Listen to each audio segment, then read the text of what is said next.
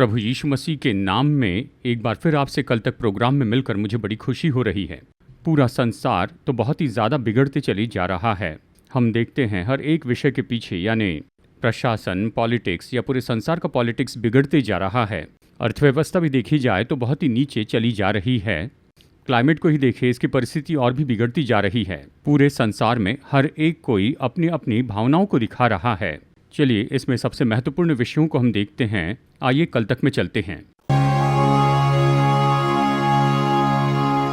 सबसे पहले हमेशा के जैसे इस्राएल, यूएस, ईरान के बारे में देखेंगे। अब हम यहाँ पर क्या देखने वाले हैं, ईरान और यूएस के बीच में देखें तो सब एक साथ आते हुए दिखाई दे रहा है। वो करीब आते हैं, दूर जाते, करीब आते हैं, दूर जाते। इसका कारण क्या है पूछे तो ओवरऑल देखा जाए तो इसके पीछे कारण तो इस्राएल है। वो हर बातों में अपना सिर उंडेलती जा रहा है और इसके लिए इस्राएल और इस्राएल के जो अगवे हैं यही कारण है, इस तरह से कहा जा रहा है। ईरान के चीफ कमांडर ने क्या कहा अगर ये पूछे तो, हमारे और यूएस के बीच में हम सब कुछ शांतिपूर्ण रीति से खत्म करना चाहते हैं, लेकिन इस बीच में इस्राएल आकर सब कुछ बर्बाद कर रहा है, इस तरह से कहा। दूसरी बात, अभी इस बात को यूएस कैसे देख रहा है, वो किसी न किसी तरीके से इसे खत्म करना चाहते। कारण क्या है, अमेरिका बड़े आर्थिक संकट से जा रहा है और पूरा संसार भी संकट से जा रहा है, तो किसी तरीके से इसे खत्म कर देते हैं, इस तरह से वो इसे देख रहे हैं। ठीक है, अब ये इस्राएल की ओर से कैसे चल रहा है इसे देखें तो इसके बारे में ईरान अपनी तरफ से कह रहा है, यूएस अपने साइड से कह रहा है। इस्राएल क्या कह रहा है ये देखें तो, ये युद्ध किस लिए शुरू हुआ था, ये ईरान की तरफ से एनरिचमेंट था, यूरेनियम एनरिचमेंट। वो कह रहे हैं ये है और ये कहते हैं कि नहीं है। अब इसका अंत कैसे होगा? केवल इतना ही नहीं, अगर ये एग्रीमेंट कोई ईरान के साथ में कहता है तो ईरान बड़ा देश हो जाएगा और इसी के कारण जितने भी देश मध्य पूर्व में हैं उनके लिए ये एक दहशत हो जाएगा। ये किस हद तक सत्य है अगर ये देखें तो बहुत से अरब देश ईरान के विरुद्ध में हैं, इसके लिए वो सहमत नहीं है। यही है जियोपॉलिटिक्स, ये तो वहाँ है। अब ईरान की ओर से सहायता पाने वाला देश है लेबनान यानी हिजबुल्ला है, यमन में हौतीस हैं और ये सब आतंकवादियों की लिस्ट में हैं। हाल ही में सऊदी अरेबिया ने लेबनान के हिजबुल्ला को आतंकवादियों की सूची से निकाला है, पर अब तक थे और जितनों को उन्होंने आतंकवादी घोषित किया था उन सबको ईरान सपोर्ट करते आया है। और यही तो इस्राएल कह रहा है कि वो आतंकवाद को सपोर्ट कर रहा है, कल को इससे भी बड़ी घटना करेंगे, इस तरह कह रहे हैं। ठीक है, ये सब कैसे खत्म होगा? युद्ध में खत्म होगा, लेकिन ये तो बड़े संकट की ओर आगे बढ़ते चले जा रहा है। अब इसके बीच में इस्राएल के प्रधानमंत्री ने एक बहुत ही महत्वपूर्ण वाक्य कहा। सब लोग इसे कैसे देख रहे हैं, इस्राएल को अमेरिका सपोर्ट कर रहा है, इस तरह से वो देख रहे हैं। इसे देखने पर यह बात सत्य है, ऐसे देख सकते हैं। पिछली बार के कल तक प्रोग्राम में मैंने कहा था इस्राएल के और यूएस के बीच में बड़ी फूट है। यहाँ पर ट्रंप इस्राएल के विरुद्ध में बात कर रहे हैं और इस्राएल के प्रधानमंत्री ने ट्रंप के विरुद्ध में बोला, इस तरह से चल रहा है। अब इस बीच इस्राएल के प्रधानमंत्री ने एक बहुत बड़े विषय पर बात की है।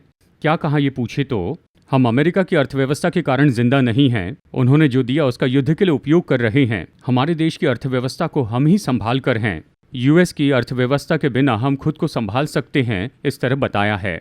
एक और बात कही, वी डोंट वांट, हमें ज़रूरत नहीं, इस तरह के स्तर पर वो पहुंच चुके हैं। अब ये जो मित्रता है ये कितने सालों से है, लगभग 70 या 80 सालों से ये मित्रता है। ऐसे मित्रता यूएस और यूरोप के बीच में थी, वहाँ पर भी समस्या आई। इन सबको अच्छे से देखें तो देखिए, एक तरफ इस्राएल एक तरफ जा रहा है, दूसरी ओर अमेरिका दूसरी ओर जा रहा है। जबकि ये चल रहा है तो एक निश्चय बड़ा सामर्थ्य साम्राज्य आएगा और ये इस्राएल के विरुद्ध में ही होगा। और देखिए यही तो इस्राएल, यूएस और ईरान के कॉन्फ्लिक्ट का ये अगला स्तर है। अब इसके बारे में अपडेट्स आपको हम समय समय पर देते रहेंगे, प्रभु की इच्छा और उसके आगमन में देरी हुई तो। अगली बात एक महत्वपूर्ण विषय है जो यूरोप को पूरी तरह हिला रही है, इसके बारे में हम आगे देखेंगे।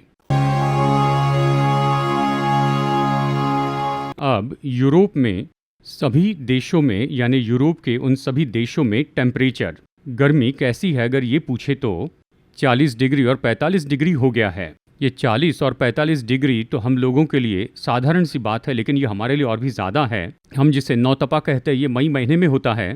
पहले तो ये 38 डिग्री या 40 डिग्री होता था, लेकिन कुछ साल से, कहिए 10 साल से ये 40 के ऊपर जा रहा है। अब ये 40 और 45 डिग्री की गर्मी पहले कहाँ पर देखी जा सकती थी? सऊदी अरेबिया में और रेगिस्तान में इस तरह की गर्मी पड़ती है 48 या 49 डिग्री की। अब वहाँ 45 पार हो चुकी है। यूरोप इतनी गर्मी को सहन नहीं पा रहा है। क्यों नहीं सह पा रहा है पूछे तो वहाँ लगभग 18 या 20 का तापमान होता है। मैं कह रहा हूँ साल के बाकी समय कई देशों में ये 1, 2 या 3 डिग्री होता है और कुछ देशों में तो ये माइनस में भी चले जाता है। ये उनके लिए सामान्य बात है, वो ऐसे ही तापमान में रहते आए हैं। अब पूरा संसार बड़ी ग्लोबल वार्मिंग की ओर जा रहा है। इसके बारे में कई साल से मैं आपको बता रहा हूँ, 2012 से बता रहा हूँ। अब हम ग्लोबल वार्मिंग की ऊंचाई तक पहुँच गए हैं। 2025 में पेरिस मीट में हमें किसी तरह से ग्लोबल वार्मिंग से खुद को बचाना होगा, इस पर चर्चा की है। इनके लिए उन्होंने जो भी बेंचमार्क रखे थे ये तो सब उसके पार हो चुका है। पूरी दुनिया बहुत गर्मी में से होकर जा रही है। अब यूरोप तो भारत की जैसी स्थिति पर आ गया है, या फिर जैसे अफ्रीका है या मध्य पूर्व के देश हैं या रेगिस्तान जैसे दशा यूरोप की हो गई है। अब हम अपने बारे में सोचते हैं। देखिए, एल नीनो आ गया, यानी 1901 में उस समय जो भी देश थे, 1901 से 20 देशों के साथ ये शुरू हुआ। उसके बाद अब 126 साल में, अब ये पिछला महीना जून, ये तो 5वां सबसे ड्राइएस्ट था, और जुलाई महीना तो 94% और ज़्यादा सूखा होगा, इस तरह से कह रहे हैं। इससे भी ज़्यादा तो अगस्त महीने में होगा। ये एल नीनो के कारण गर्मी है। ये एल नीनो कुछ समय काल के बाद में आता है, 11 साल के बाद आता है, 10 साल के बाद आता है। ये अपनी ऊंचाई पर आएगा, ये कह रहे हैं। लेकिन प्रकृति में ही भूमि गर्म हो रही है, ये ज़मीन गर्म होती जा रही है। इस गर्मी को ही हम सहन नहीं कर पा रहे हैं। अब यूरोप में देखा जाए तो इसके लिए कोई मार्ग नहीं है, इस गलती को रोक नहीं सकते हैं। ये क्या है पूछे तो आप इस वीडियो में देख रहे हैं कि लोग तो भागकर खरीद रहे हैं, एसी, रेफ्रिजरेटर, फैन खरीद रहे हैं। अब आपको क्या लगता है इस गर्मी को मैनेज करने के लिए वो क्या कर रहे हैं? हर एक घर में एसी लगा रहे हैं। आपको पता होगा एसी ग्लोबल वार्मिंग के लिए बहुत बड़ा कारण है। इसे लगाने के बाद तो गर्मी और बढ़ती चली जाती है, घर ठंडा रहता है। यहाँ तक की बात आती है कुछ समय के लिए घर में ठंडक होती है, पर बाहर ज़मीन और गर्म होती है। सोच कर देखिए, एसी के बिना 50,000 घर, अब वही 50,000 घर एसी लगाने के कारण और कितनी गर्मी फेंकेंगे। प्रकृति के बारे में आप सोचें तो आप इसे समझ पाएंगे। और ये अगले साल तो बहुत बड़े ग्लोबल वार्मिंग की ओर जा रहा है। भूमि तो जलने की जगह पर पहुंचेगी।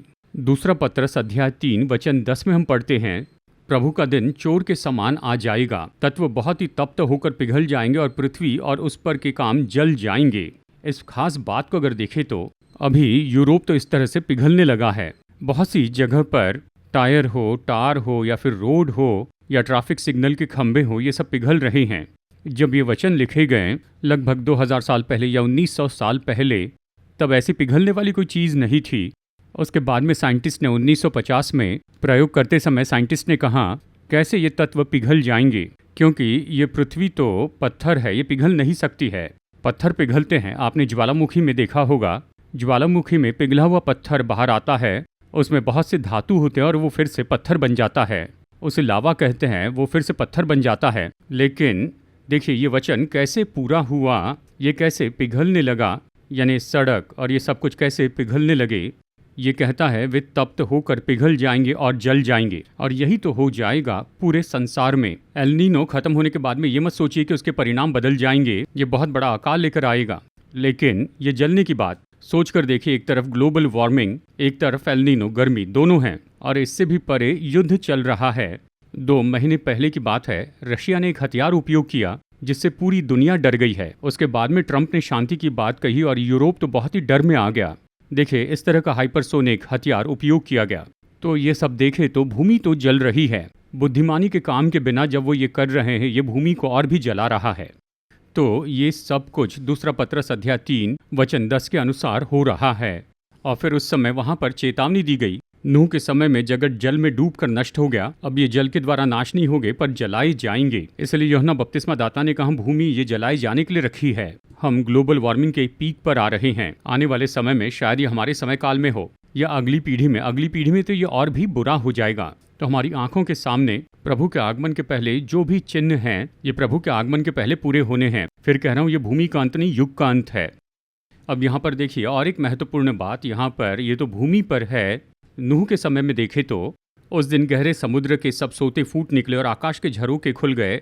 उत्पत्ति 7:11 में, ये तो उत्पत्ति की किताब में बताया है। जब नूह की आयु के 600वें वर्ष के दूसरे महीने का 17वां दिन आया, उसी दिन बड़े गहरे समुद्र के सब सोते फूट निकले और आकाश के झरोखे खुल गए। अब यहाँ पर हम देखते ये तो भूमि से गहरे जल के सोते फूट निकले, यानी आकाश से पानी बरसा, जमीन से पानी निकला। अब यहाँ पर आग होगी, आकाश से और जमीन से आग निकलेगी। अब भूमि से निकलने वाली इस आग को हम सहन नहीं पा रहे हैं। कल तक प्रोग्राम के रिकॉर्डिंग के 2 दिन पहले गौर से देखिए, जून महीने की 30 तारीख को नासा का ये रिपोर्ट आया है, बहुत बड़ा X1 फ्लेयर सोलार सुनामी का ये बड़ा विस्फोट हुआ है। X1 फ्लेयर क्या है ये पूछे तो जैसे भूकंप को हम रिक्टर स्केल पर नापते हैं, इसी तरह सूरज को नापते हैं। अब देखिए इसमें 3 होते हैं, C, M और X होते हैं। C यानी basic level, ABC basic level, अगर ये हो जाए तो इससे कोई हानि नहीं होती है। M मतलब मॉडरेट लेवल। अब जो रेडियो फ्रिक्वेंसीज होते हैं, हमने जो सैटेलाइट लगाए हैं जो ऊपर होते हैं उस पर ये प्रभाव डालता है। X लेवल भूमि पर प्रभाव डालता है, ये भूमि पर इसका प्रभाव होता है, वो भूमि पर इसका प्रभाव डालता है। ये तीसरा लेवल है, इसमें 9 होते हैं, X1, X2, X3 इस तरह कहते हैं। ये X1 का लेवल आ गया। अब ये तो बहुत बड़ी ऐसे रेडियो एक्टिविटी है कहते, रेडियो फ्रिक्वेंसी, ये तो अभी ऐसा हो रहा है कहते हैं। तो देखिए आकाश में आग तो तैयार है, यहाँ भूमि पर आग तैयार है। इसी तरह की सोलार सुनामी 2012 में आई थी। देखिए इसके लिए क्या कहते हैं, सोलार सुनामी 11 साल के बाद ऐसी बार बार आती रहती है, इस तरह कहते हैं। पर अभी की सोलार सुनामी ऐसी नहीं है। सन 2023 में आई थी, 2022-23 में आई, अभी फिर आई और इससे भी बड़ी आने वाली है कहते हैं। तो हम एक महत्वपूर्ण अंत की ओर आगे बढ़ रहे हैं। जैसे नूह के समय में भूमि का विनाश हुआ, फिर सब कुछ शुरू हुआ, उसी तरह हम एक अंत की ओर आगे बढ़ रहे हैं। साइंटिस्ट इसके साथ सहमत है, वो कहते हैं कि इस तरह से होगा, हम उसी ओर आगे बढ़ रहे हैं। प्रभु की इच्छा हुई और उसके आगमन में देरी हुई तो इन सब के बारे में अपडेट्स और अगले हफ्ते जो कुछ भी होने वाला है उसके बारे में हम आपको बताएंगे। आप हमारे लिए प्रार्थना कीजिए, हम आपके लिए प्रार्थना करेंगे। God bless you.